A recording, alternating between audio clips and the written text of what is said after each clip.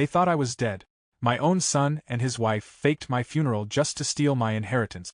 But what they didn't know was that I was watching, breathing, planning, and when I walked into that church, 5 chilling words changed everything. They celebrated too early. Before continue, please like this video and subscribe to my channel. That's free and only way to support us. Thank you. It all started with a cup of coffee. I remember it clearly because that coffee didn't taste like my usual morning brew. And I've been drinking the same brand for 22 years. I'm 72 years old, and trust me, when you've been through life, fought in a war, raised a child on your own, lost a wife, and outlived most of your old friends, little things like coffee matter.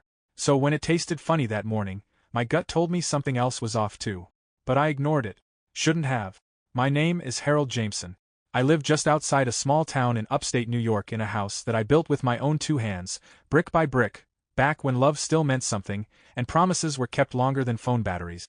I'm not rich, but I'm not poor either. Let's just say, over the years I made smart decisions. I don't wear gold chains or drive a Ferrari. But my name's on the deed of 5 properties and 2 businesses that run themselves, or used to, until I passed them down. Yeah, that's where the story turned sour. My only son, Trevor, married young. Too young, if you ask me. Married a woman named Brittany. Picture a snake in stilettos. Always smiling, always polite, but only when she wanted something. She called me dad like she meant it, but I always felt she was waiting. Watching. Like a vulture circling overhead. I tried to like her. Really, I did. I gave her the benefit of the doubt. I even let them live in one of my rental homes for free, said it was their wedding gift. And that was my first mistake. The second? I gave Trevor partial access to some of my asset. Just enough to learn. Not enough to own. I thought I was being wise. Thought I was teaching him responsibility, preparing him to carry the legacy forward. But you can't teach character. And you can't see a knife until it's already in your back. That morning, the coffee was off. Bitter. Metallic, almost. I shook it off. Maybe I was getting old. Maybe the filter was bad. Who knows? I sat in my recliner, flipped on the old radio, and let the soft jazz play in the background. Then I blacked out. Not slept. Not dozed. Blacked out. I woke up in a hospital. My hands were strapped to the bed like I was some kind of threat to myself or others. A nurse walked in and nearly dropped her clipboard when I opened my eyes. "You're supposed to be dead," she muttered under her breath. She didn't even mean to say it out loud. I blinked. What did she just say? Dead? After some shouting, some confusion, and a very panicked doctor, I was unstrapped and handed a glass of water. They didn't have answers. Just apologies. Said I was brought in unconscious. No ID. Nothing but a note in my pocket that said I had no family and no insurance. A lie. I had both. Or so I thought. I asked for my son. They said no one had come. No emergency contact. No phone calls. Nothing. That's when my heart sank. A man like me doesn't get scared easy. But that moment, my stomach turned colder than the nurse's stethoscope. I knew something was wrong. Deeply wrong. So I discharged myself 2 days later. Bruised, but breathing. Got a cab and went straight home. But the lock on my front door had been changed. That old key I'd carried for 40 years? Didn't work. I tried knocking, thinking maybe Trevor had come by. Maybe he did something without telling me. But the lights were off, the mailbox was stuffed, and my name was scraped off the mailbox like I'd never lived there. It hit me then, full force. I'd been erased. That same night, I slept in my truck. No one knew I was alive. I didn't have my phone. It was gone. My wallet was gone. But my brain? Sharp as a tack. And what it told me was clear. I'd been set up. Next morning, I went to the county office. Spoke to a friend who owed me a favor. Told her to pull my property records. And guess what? My house was no longer mine. It had been transferred. Signed off by me. Except I hadn't signed anything. Forgery. Clean and clear. My signature looked copied from an old lease document. And the witness? A name I'd never heard of. The notary? Long dead. Probably cremated 5 years ago. I was boiling inside. But I stayed calm. You don't go to war without a plan. And this was war. I stayed at an old motel down the road for a week. Ate microwaved burritos, drank gas station coffee, and watched from a distance. Then came the final slap in the face. I walked past a local church one Sunday and saw something that made my knees buckle. A funeral banner. With my name. There it was. Celebrating the life of Harold Jameson. Gone but not forgotten. Gone? I was right there. They had faked my funeral. A man who's already lost everything has nothing left to lose. But I hadn't lost everything yet. I still had my pride. And I was going to take theirs. I waited till the funeral day. I watched as cars poured in. I saw Trevor in a black suit. He was laughing. Laughing. Next to him, Brittany wiped fake tears with one hand and accepted envelopes with the other. Probably cash. Maybe checks. Who knows what they told people? That I left them nothing? That I'd wanted them to have everything? Or that I died broke and they were holding a funeral out of love? What a performance. But the curtain hadn't dropped yet. They didn't know the lead actor was alive. And he was about to walk on stage. The doors of the church were open. Flowers everywhere. People in suits. Some I recognized. Old neighbors, business partners, even an ex-girlfriend or two. Everyone in black. The casket was at the front. Closed, of course. Probably filled with sandbags or firewood or who knows what. I stepped in. One foot after another. The air grew still. You know that moment in a horror movie when the ghost appears and everyone freezes? That was me. My footsteps echoed. People turned. Gasped. One woman screamed and fainted right there. Another man dropped his drink. I walked to the front. Calm. Steady. My eyes locked with Trevor's. He looked like he'd seen a ghost. Brittany? She backed up so fast she knocked over a candle stand. And then I said it. Not loud. Not dramatic. Just enough. Don't celebrate too early. And the silence cracked into chaos. What followed was a mix of accusations, denial, gaslighting, fake apologies, and more lies than a poker table in Vegas. But I had proof. I'd recorded everything. From the hospital to the property transfer to the fake funeral. I even had the death certificate they forged, found it through a friend at the city clerk's office. It was signed by a doctor who never met me. Oh, they were cooked. But I didn't scream. I didn't rage. I smiled. Because I had a plan. Revenge isn't about noise. It's about silence, precision, patience, and believe me, I had all three. What happened next? Well, that's where things got really interesting. When the world thinks you're dead, it's either a curse or a gift. In my case, it was both. That night after the funeral crash, I didn't go to the police. I didn't raise hell or demand justice. I sat alone in the same motel room with flickering lights and a TV stuck on weather reports and cooking shows, and I made a list. A dead man's to-do list. Because once they think you're buried, you've got two choices: stay 6 feet under or start digging your way up with both fists. Item 1. Secure what's left of my asset. Item 2. Find out who helped them fake my death. Item 3. Plan a revenge that hits deeper than any grave they dug for me. And I wasn't talking about yelling or lawsuit. I was talking legacy-level damage. The kind of payback they'd never forget and never recover from. The next morning, I paid a visit to my old buddy Jim. He's a locksmith with a memory sharper than a knife. Helped me install the original safe in my basement years ago. Lucky for me, Jim didn't believe the funeral story when he heard it. He opened the door and nearly dropped his wrench when he saw me. Took him a minute to stop blinking like I was a zombie. I gave him the short version. No sugar-coating. His face darkened like a thundercloud. He shook my hand, nodded, and said something that stuck with me. If they buried you, Harold, now it's time to show them what rises from the grave. He handed me a spare key to my old workshop, a place I hadn't been in years. Still had my tools, blueprints, and backup document. You see, I wasn't just some old man in flannel and orthopedic shoes. I used to build things, and destroy them too when needed. And I was about to build the perfect trap. But first, I needed to understand the whole scheme. Because Trevor and Brittany weren't smart enough to do this alone. There had to be help. Paperwork, faked ID, bank transfers, someone with access, someone who knew the system. So I played the one card no one expected from a ghost. I showed up, in person, at my own bank, disguised, beard, hat, glasses, a new name, Martin Geller. That's what it said on the ID my friend Jim whipped up using his connections and a little too much printer ink. I told the banker I wanted to open a new account. While there, I casually asked about some real estate transfers in the neighborhood. Said I was looking to invest. She pulled up records, and there it was. My name, my real name, on a list of deceased asset transfers. They'd submitted death papers to the bank too. So clean. So legal looking. So fake. I asked for a printed copy. Told her I wanted to cross-reference with property reports. She smiled and printed it for me. Fools. Back at the motel, I stared at the paper. A signature at the bottom, not Trevor's, not Brittany's. A lawyer. A name I remembered. Anthony Grace. A man who'd once tried to buy my land 20 years ago, and I'd laughed him out of my office. Now here he was, signing off on my fake death. It was all clicking. Trevor had the motive. Brittany had the manipulation. And Anthony had the means. Together? They built a pyramid of lies tall enough to bury me under. But they forgot one thing. You don't fake the death of a man who built empires from concrete and steel. And you sure don't mess with one who's got nothing left to lose. I pulled out the list again. Item 4. Flip the lawyer. I knew Anthony. Knew what made him tick. Greed. So I sent him a letter. No return address. Just a photo. A selfie. Of me. Holding a newspaper from that very morning. No words. Just the image. And a post-it. Lunch. He showed up the next day at a diner 2 towns over, looking like he'd seen the Grim Reaper and owed him rent. He sat down across from me without saying a word. I sipped my coffee, finally, a cup that didn't taste like betrayal.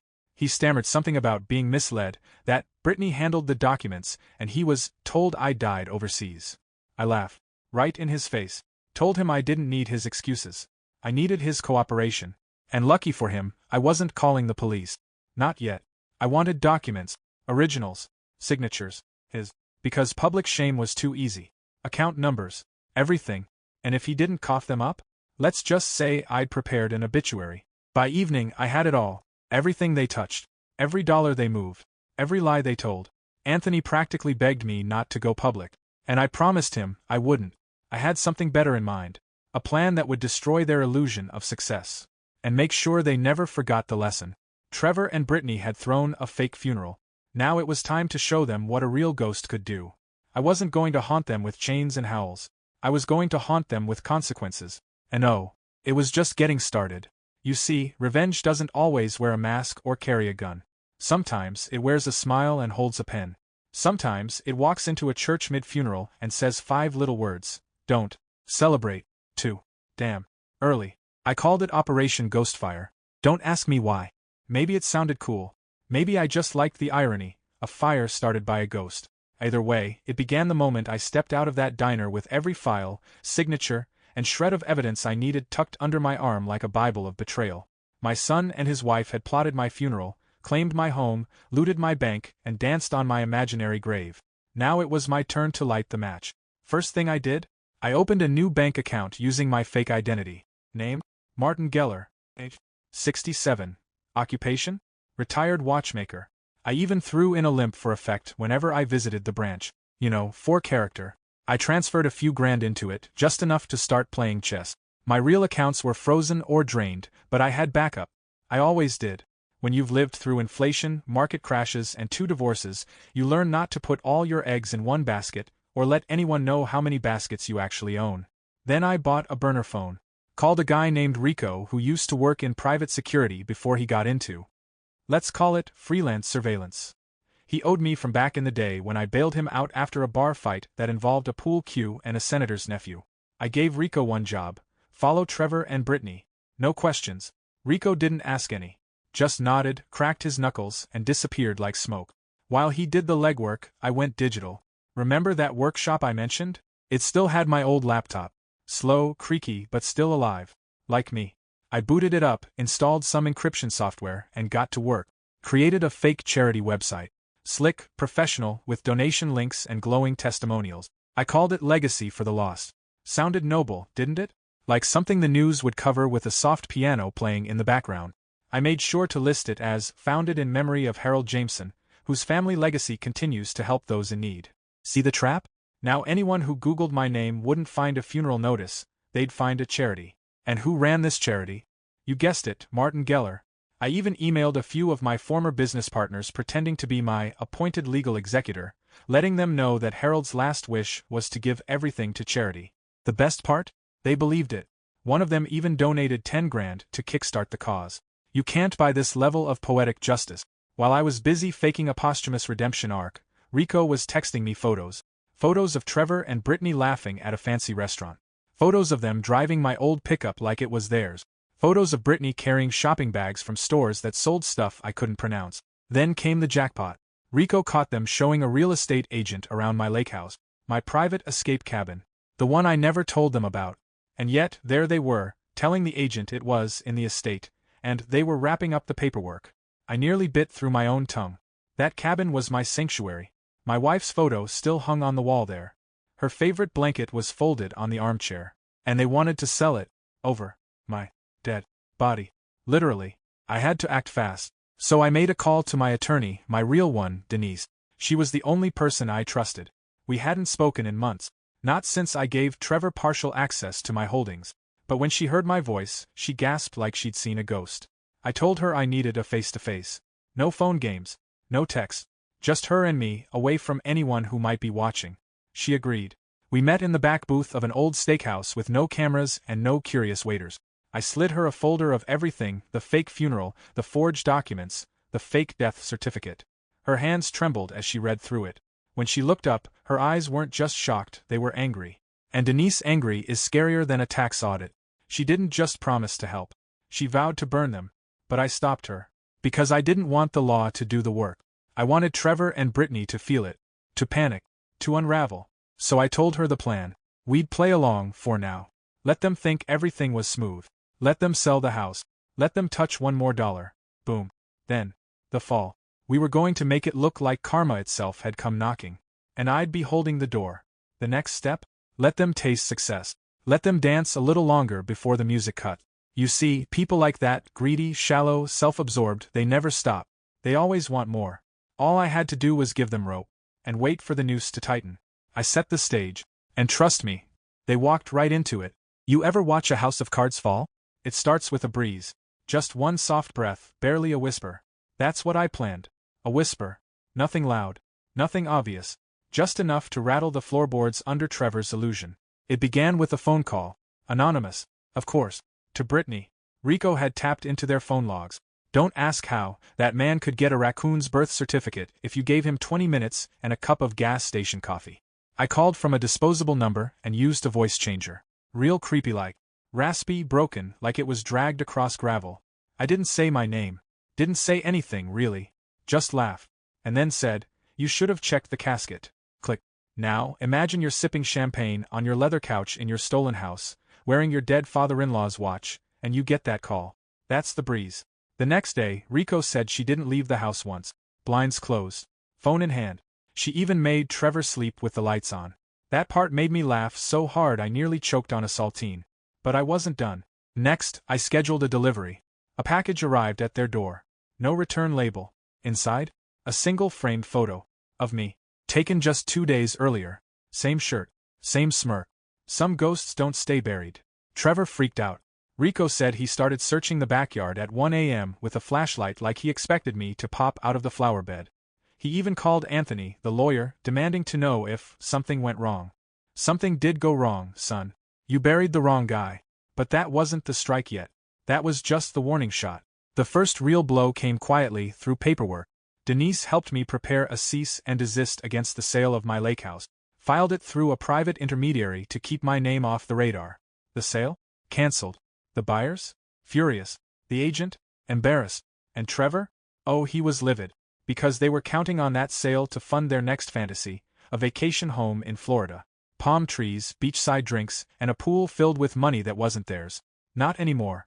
I watched from the motel TV as Brittany posted on social media about real estate scammers and legal delays. The comments section lit up like a firecracker. Friends asked questions. People started digging. A few old neighbors messaged me, as in Martin Geller, on the fake charity site, asking if I was aware of Trevor's behavior and if he had permission to sell anything. I played the part. Polite. Diplomatic. We appreciate your concern. All asset transfers are being reviewed as per Harold's final wishes. Transparency is our top priority. I even posted an update. One that said, due to new information, the Legacy for the Lost Foundation will be auditing all past estate-related transactions. We ask for your patience as we honor Harold's legacy with integrity. That was it. A single post. But you could hear the sound of Trevor's grip slipping. Because when people start asking questions, the lies start cracking. He tried to plug the leaks, told friends there was a misunderstanding, told Brittany to stay offline, told the lawyer to shut it down. But the damage was done. People don't need proof to start gossiping. They just need a whisper. And I had a megaphone. Next, I leaked a photo. A screenshot of the death certificate, side by side with a dated photo of me holding a newspaper. No name attached. Just posted to a small-town community board with a caption, "Something smells off in our beloved town." Within hours, it went viral. Commenters went wild. Some thought it was a prank. Others thought it was a horror story. A few started speculating that Harold faked his own death to escape his family. I almost choked laughing on that one. Oh, the irony. I was just a man trying to live his life. Until his life got stolen. Now, I was taking it back. And here's the kicker. Trevor started to spiral. He went to Anthony again, this time furious, threatening to sue him for exposure. Anthony, the coward he is, bailed. Shut down his email. Cancelled his meetings. Probably fled to Aruba or crawled into a whiskey bottle. Trevor was alone now. And when a greedy man is cornered, he either gets violent or stupid. In Trevor's case, he chose both. Because that night, Rico saw him burning papers in the backyard. Yep, burning. Which meant only one thing: he was trying to erase the evidence. Too late, kid. I already had it backed up, copied, duplicated, sent to Denise, sent to a lockbox, sent to a drive in a bank under the name of, Martin Geller. He could burn his whole backyard down, but the truth was flameproof. And the best part? He didn't know how much I knew. That uncertainty? That's the real torture. Not a punch. Not a lawsuit. Just the silence of someone you betrayed. Watching you. Planning. Waiting. And knowing the worst was yet to come. So I sat back, poured a glass of water, opened a fresh pack of crackers, and smiled. Because ghosts don't sleep. And I was just getting started. People think revenge is loud. Explosions. Screaming. Courtrooms. But that's rookie stuff. Real revenge? It's slow. Quiet. Like termites eating through the wood until the whole house collapses with a whisper. That's what I was doing to Trevor and Brittany. Eating away. And now it was time to pull the beams. It started with their bang. See, Denise helped me get my identity restored through legal backchannels. Took time. Took effort. But she knew the right people, people who owed her, feared her, or both. Once my death was proven fake, we triggered a financial audit on every asset tied to my name. That included all accounts Trevor had touched. And boy, had he been greedy. He thought he'd clean me out. But I'd kept some of the biggest accounts under shell companies and old trusts. On paper, he never saw them. But legally? They were all mine. So when the audit started, it looked like money was disappearing from thin air. Because it wasn't his to begin with. Imagine waking up and your savings account reads, $0. Your wife screams. Your card declines at Starbucks. Your phone buzzes with notifications from your bank, each one colder than the last. And all you can do is stare at the screen while the world you stole starts crumbling. That was Trevor's Monday morning. Meanwhile, Brittany? She was trying to sell designer bags on social media like some sad influencer with a bad lighting setup. Her posts were desperate. Worn once, authentic, urgent sale. And the comments? Brutal. People were starting to connect the dots. The funeral scandal, the charity audit, and now a broke couple suddenly pawning off luxury items? It smelled bad. And online, bad smells spread fast. But I wasn't done. I had one last domino to knock before the big finale. Trevor's job. See, after I'd died, he took my seat on the board of one of our family's construction businesses, a firm I co-founded in '79 with 3 other veterans. I called one of them Big Mike, the kind of guy who eats drywall for breakfast and still calls people sport. Mike picked up after 2 rings. I said, "It's me." He didn't even ask how. Just grunted, "Took you long enough." I told him the truth. Every detail. He went quiet for a full 30 seconds. I thought the line had dropped. Then he whispered something like, "That little snake's been playing boss, flashing your name around like a trophy." I told him I wanted back in. He didn't hesitate. "You want your seat, you got it. You want blood, I'll bring the hammer." That week, Trevor got called in for an emergency board meeting. He strutted in thinking it was about some new contract. Instead, he found Mike. And me. In person. Sitting at the head of the table, sipping black coffee, legs crossed, alive and well. His face? Priceless. He looked like a balloon that someone popped in slow motion. Mike leaned over and said, "Son, you've got 2 minutes to explain how you buried a man still breathing." Trevor stammered. Sweated. Leet. Blamed Brittany. Blamed clerical errors. Blamed me. I didn't even speak. I just slid a folder across the table. Inside? Every document. Every forgery. Every dollar he'd touched. Mike opened it, read 3 pages, then tossed it aside like trash. Trevor was escorted out by security. Mike sent memos to every major contractor in the state. By sunset, Trevor couldn't get a job sweeping sawdust. That night, Rico followed him home. He didn't go inside. He sat on the curb for 3 hours. Just sitting. Staring at the pavement like it might open and swallow him. I almost felt bad. Almost. The fake tears. The lies.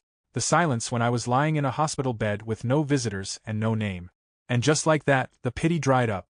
This wasn't punishment. This was justice. But the real explosion? "You're fired." Trevor tried to protest. Mike stood up, and if you've ever seen a 6'4", 300-pound former Marine angry in a suit, you'd know why that room emptied in seconds. He wasn't just fired. He was blacklisted. But then I remembered the funeral. Every dollar he'd touched. Mike opened it, read 3 pages, then tossed it aside like trash. Trevor was escorted out by security. Mike sent memos to every major contractor in the state. By sunset, Trevor couldn't get a job sweeping sawdust. That night, Rico followed him home. He didn't go inside. He sat on the curb for 3 hours. Just sitting.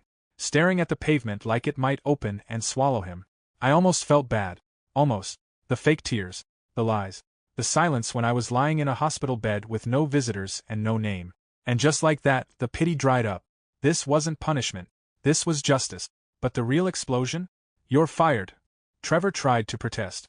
Mike stood up, and if you've ever seen a 6'4", 300-pound former Marine angry in a suit, you'd know why that room emptied in seconds. He wasn't just fired. He was blacklisted. But then I remembered the funeral. That was still coming. The charity page blew up. News outlets called. People wanted interviews.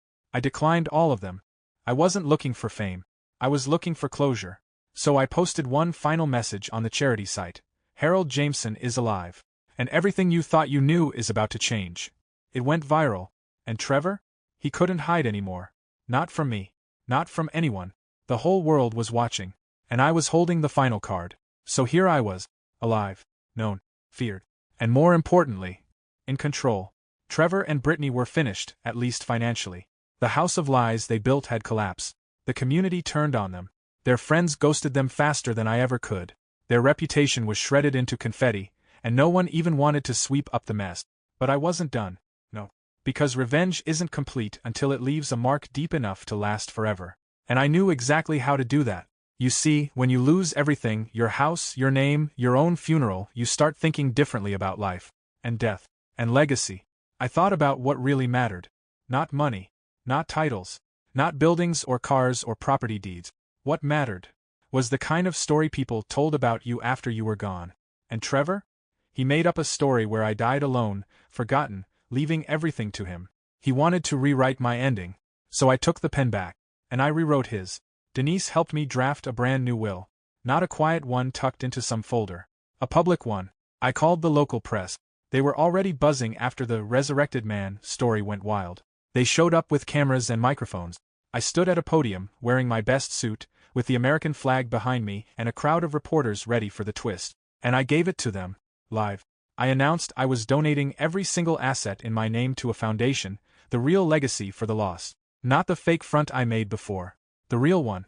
Set up for orphan children, widowed veterans, and single moms in shelters. My houses? Gone. My stocks? Liquidated. My savings?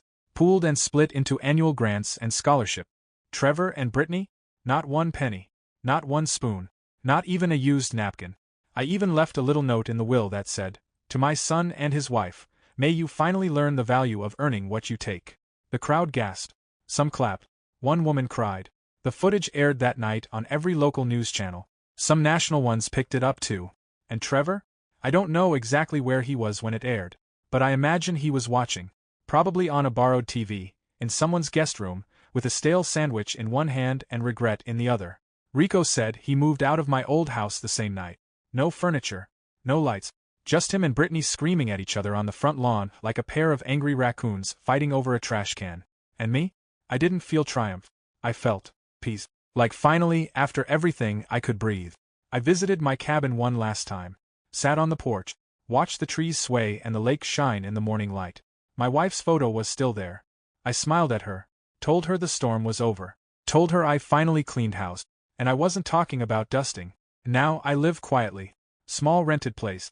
No gold, no cars, no staff. Just peace. People sometimes ask why I didn't send Trevor to prison. Why I didn't press charges. Why I let him walk. And I tell them the same thing every time. Because jail is too easy. What I gave him was worse. I gave him the life he wanted, but only for a moment. Then I showed him it was all built on a lie. And made him watch it crumble with the whole world cheering. I buried the old man they tried to kill. And I rose from that grave as someone sharper, stronger, quieter. Some folks fear death. I fear never living fully. And oh, how alive I've been since the day I died. Now, Trevor lives with the ghost of what he did. And me? I live with the satisfaction of knowing that some graves aren't deep enough to hold the truth. Especially when the dead man is still walking. Brittany always walked like she owned the world. Every step she took was like a red carpet event, chin high, heels higher, that fake smile of hers glued tighter than her hair extensions. Even when she was lying through her teeth, She had that smugness only someone deeply insecure could perfect. But karma? Karma doesn't knock. She struts in, steals your perfume, and flips the mirror. After the will went public, Britney disappeared from social media. No more outfit of the day posts. No more rise and grind selfies with stolen coffee mugs. Gone. Like a ghost. But ghosts can't hide forever, not when the internet remembers everything. Turns out, one of her influencer deals was with a boutique brand that didn't appreciate being associated with someone who faked a funeral and tried to scam a dead man's estate. Once the story hit headlines, they pulled their partnership. Publicly. Brutally. They even posted a statement. We do not support or condone unethical behavior. All ties with Britney Jameson have been terminated. That was followed by a wave of videos titled, "The Influencer Who Buried Her Father-in-Law Alive, She Faked a Funeral for Clout, #CancelBritney Trending explained, it was beautiful. Not because she lost followers, but because she lost the one thing she valued more than money, attention. Britney without an audience is like a fish without water. She flopped. Hard." Rico said she applied for a PR job at a local firm 2 towns over. Didn't last 3 days. Apparently, one of the interns recognized her from a viral TikTok about the funeral and confronted her during a meeting. She walked out crying, heels in hand. And if you think that's dramatic, just wait. She tried to pivot next, started a blog about mental healing after loss. Can you imagine? The woman who organized a fake funeral was now writing about grief. She posted long rants about betrayal, about being misunderstood, and about how toxic energy nearly ruined her life. Commenters lit her up. One wrote, "Did you cry at your fake father-in-law's funeral too?" Another, "When's the next blog? How I Stole from the Dead, a memoir?" It was brutal, but deserved. And still, I didn't lift a finger. That's the thing about revenge done right, sometimes you just wind the clock and let it tick. And tick it did. She left Trevor a month after the charity announcement, packed her bags, emptied what was left of his dignity, and vanished. No goodbye. No closure. Just a note. Rico swears he saw it that read, "You said we'd be rich. All I got was ruined." Trevor tried to call her. She blocked him. On everything. And just like that, the Bonnie to his Clyde jumped ship and let him sink. I found out later that she moved back in with her sister. But the thing about karma, and me, never needed to. Because the punishment fit the crime. She wanted to be someone important. She wanted a spotlight. And now? In a 2-bedroom apartment near a grocery store she used to laugh at when we drove by. Funny, isn't it? How fast you fall when the ladder's fake. She's still there, I think. Working retail now, if the rumors are true. Someone told me they saw her folding jeans in a discount outlet wearing flat shoes and no makeup, avoiding eye contact with every customer like she was afraid they'd recognize her. It doesn't forget your face. Neither do the people you burned. I never saw her again.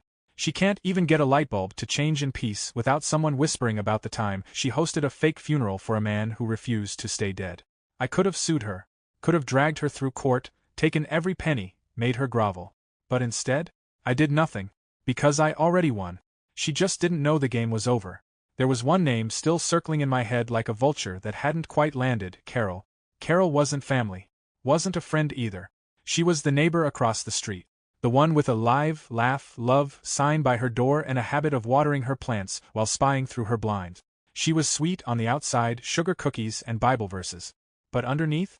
She was gossip in a sweater vest. During my recovery, as I pieced everything together, I started noticing something strange. Carol knew things she shouldn't have. Like the day I was hospitalized. She told people she heard the ambulance. Except there was no ambulance. I blacked out alone and was dumped in front of an ER like trash in the night. Then she told someone she comforted Trevor during the funeral planning. That caught my attention. Trevor never liked Carol. He once called her an HOA in human form. So why was he suddenly crying on her couch? It didn't add up. And when things don't add up, I start subtracting people. So I paid her a visit. Unannounced. I wore a long coat just to be extra dramatic. Knocked on her floral-painted door and waited. She opened it with a smile that turned to horror before the latch even clicked. She looked like she saw the devil. I stepped in without asking. She didn't stop me. I walked right into her lemon-scented kitchen, sat in the same chair Trevor used to mock, and waited. She poured us tea. Her hands shook the whole time. "Why are you here?" she asked, barely breathing.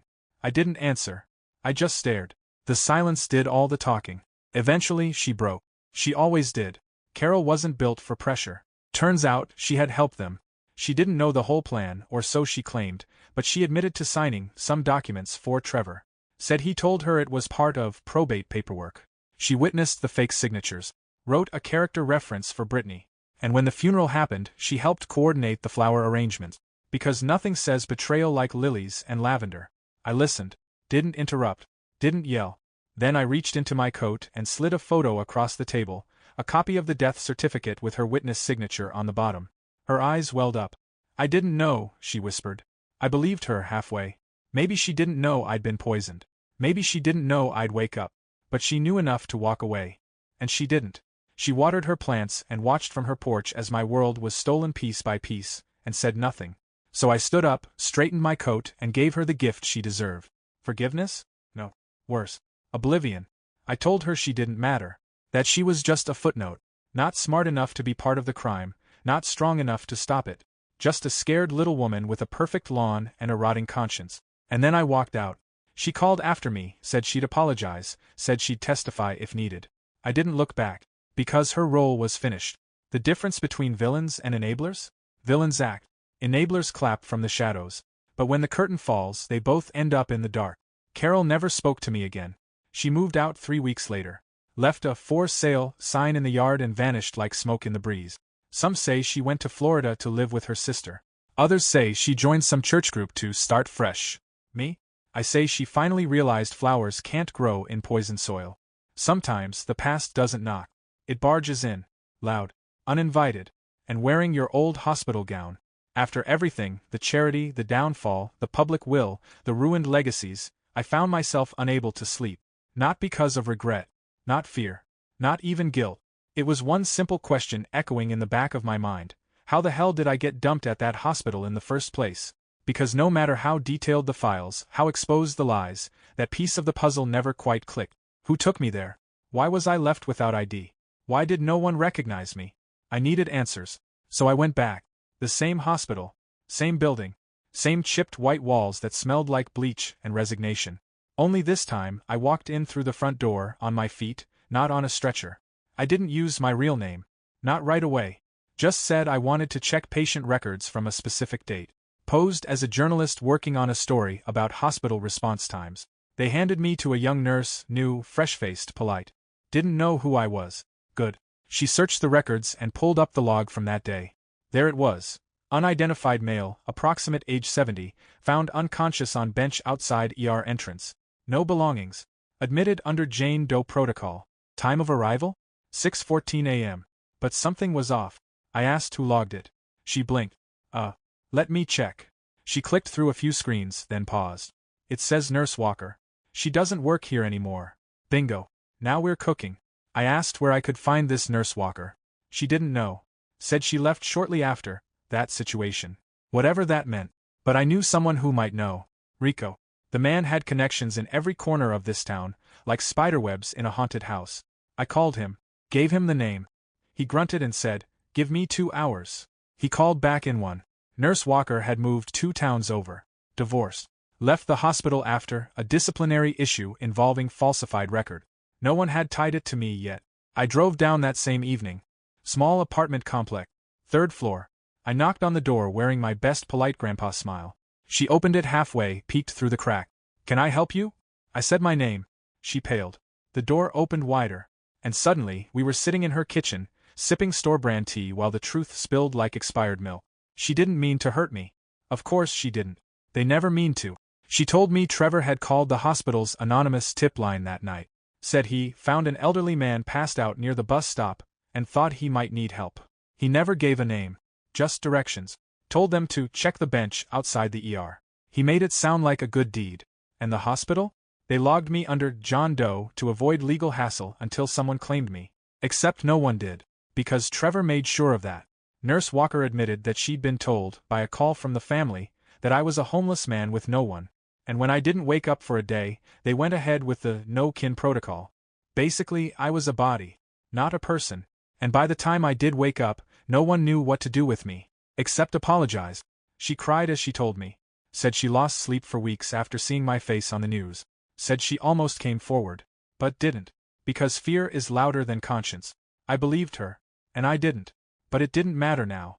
She wasn't part of the plan. She was just another match Trevor struck to light the fire, one that got out of control. I stood to leave. She asked me softly, Are you okay now? I turned, smiled, said, better than dead, walked out. In the parking lot, I sat in my car for a long time, watched the sun dip behind an old gas station, let the silence sit. That hospital was where my life ended, and where my new one began. It was the grave they dug, but also the spark I needed to crawl out of it. Funny how pain works. Sometimes it buries you, other times it builds you. I drove off into the night, headlights cutting through the dark. One last move. And then, peace. The night before my final move, I sat alone on the bench outside the church, the same one where they held my fake funeral. Same concrete, same rusted plaque that read, "In loving memory." Only this time, I was alive, and everything around me was what I chose to leave behind. I wasn't sad. Not anymore. I'd been angry, hurt, betrayed. But in that moment I felt something different. Power. Not the kind that makes you rich or feared. The kind that makes you free. Free from pretending. Free from giving chances to people who only want your silence. Free from the weight of a family name that had rotted from the inside. The next morning, I sent out the last letter. No threats. No speeches. Just an envelope, delivered by courier to Trevor's latest rented apartment. Inside? A single sheet of paper. At the top it said, "Estate closed. You're not in it." Below that? A line of bold, black letters. "You faked my death for money. I gave my life for legacy. Now you'll have neither." And taped to the bottom, just for poetic flair, was the same obituary they printed for me when they buried an empty casket. I'd crossed out one word in red ink, "Gone." Under it I wrote, "Still here." Rico later told me Trevor didn't take it well. He threw the letter in the sink, tore the paper like it owed him rent, screamed something about starting over, and no one believes me. He even tried applying for a reality TV show, something about family betrayal. They declined. Apparently, they wanted real drama, not self-inflicted stupidity. As for Brittany, last anyone heard, she was dating a man who sells used motorcycles online. She still tells people she almost inherited millions. Keyword, almost. But this story? It's not about them anymore. It never really was. It's about what you do when your own blood poisons you. When the people you built your world around rip it out from under you and smile while doing it. You don't scream. You don't break. You rise. And you walk into your own funeral and remind them who they buried. That day, that beautiful day in that cursed church, when I walked through those open doors and every head turned. I didn't just return. I reclaimed my dignity, my name, my story. I didn't need applause. Didn't need closure. I needed them to look me in the eye and realize they didn't win. They never did. Because money runs out. But shame? Shame lingers. And silence? Silence is the loudest revenge there is. People now recognize me at the diner. They whisper. Some ask questions. Others shake my hand. A few call me a legend. I just smile and say, I'm a man who outlived his obituary. Every now and then, I get a letter. Fan mail, they call it. Some from people who've been betrayed by their own families. Some just want to know how I did it. I always say the same thing. I didn't do anything extraordinary. I just refused to stay dead. And if that makes me a legend, so be it. But I'll tell you this, if you take nothing else from my story, take this. If they ever think they've buried you, if they ever celebrate your downfall, if they ever think it's over, don't say a word. Don't make a scene. Just walk into the room. And remind them. Don't celebrate too early. Please like this video and subscribe to my channel. That's free and only way to support us. Thank you.